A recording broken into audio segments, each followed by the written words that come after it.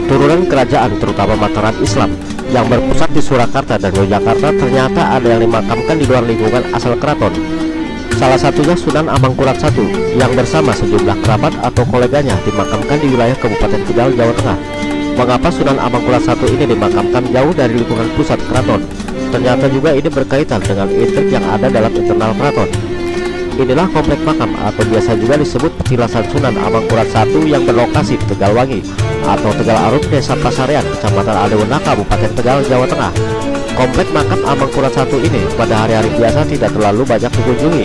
Mereka yang datang biasanya para peziarah yang ingin berkunjung terutama untuk berdoa di dalam makam, khususnya makam Sunan Amangkurat I. Dan untuk bisa masuk berdoa dalam makam utama Sunan Amangkurat ini tidak sembarangan, karena harus seizin kunci makam yang biasa ikut pengantar sekaligus memimpin doa atau ikut berdoa yang dipimpin kepala rombongan peziarah sendiri.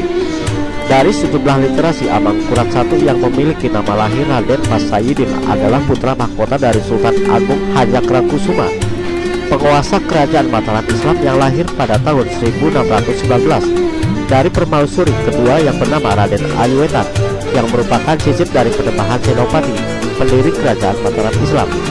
Sunan Amangkurat I diangkat sebagai Raja Mataram Islam pada 1645 menggantikan ayahnya bergelar Susuhunan Inggalaga. Setelah resmi dinobatkan pada 1646 bergelar Susuhunan Prabu Amangkurat Agung atau disingkat Amangkurat, penguasa bumi kerajaan. Dia mendapatkan warisan dari sang ayah berupa wilayah kerajaan Mataram Islam yang sangat luas.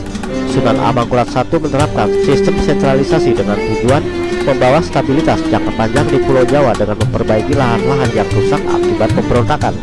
Guna mencapai tujuannya, ia meninggalkan Keraton Yogyakarta pindah ke Keraton Pleret yang berlokasi di Kabupaten Bantul.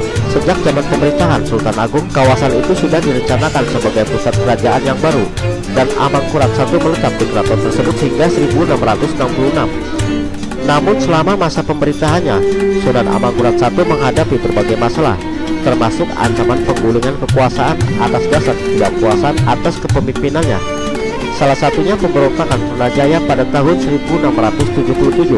Trunajaya adalah seorang pangeran dari Madura yang memimpin pemberontakan dan didukung oleh para pejuang dari Kesultanan Goa yang dipimpin oleh Karaeng Galesong, salah satu putra Sultan Hasanuddin, dan berhasil menduduki Keraton Pleret.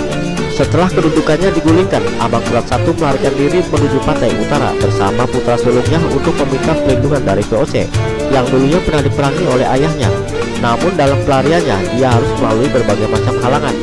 Bahkan saat perjalanan pelariannya, Amangkurat I dan rombongan dirampok oleh warga desa. Dalam kondisi sakit dan tidak berdaya, Amangkurat I harus menyerahkan emas dan uang yang dibawanya. Singkatnya, dia sampai ke Tegal dan sempat membeli guru spiritual, hingga akhirnya meninggal pada 13 Juli 1677 di Desa Wanayasa, Banyumas. Sesuai dengan wasiatnya, ia ingin dimakamkan di Tegal, tepatnya di Desa Pasarean, Kecamatan Aliwena, Kabupaten Tegal. Seorang peziarah Mawardi 65 tahun berterus terang jika berkunjung ke makam Sunan Amangkurat I sekaligus berdoa di dalam makam agar mendapat berkah, yakni anaknya yang hendak berangkat berlayar ke Spanyol bisa selamat dan tidak kurang suatu apapun dan mendapat rezeki yang halal.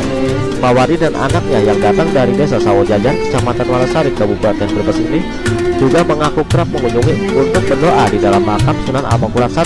Salah seorang anak juri kunci makam Amangkurat I, Irham, menuturkan makam Sunan Amangkurat I ini banyak dikunjungi baik yang hendak berwisata religi atau sekaligus berdoa dalam makam. Selain itu, setiap Kabupaten Tegal berulang tahun juga dari pihak pemerintah, yakni bupati dan pejabat lainnya mengunjungi makam Sunan Amangkurat I ini, termasuk kerabat keraton dari Surakarta. Enggak dipastikan. Kalau ada perlu ada acara ya tetap. Maksudnya perlu apa, Pak? Ya tujuan perlu jaluk barokah waliullah. Oh. Iya. Kalau kesini sama siapa, Pak?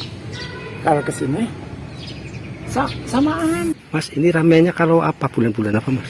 Ini bulan Ruah sebelum Ramadan, terus bulan Muharram. Ini yang datang dari mana aja, Mas?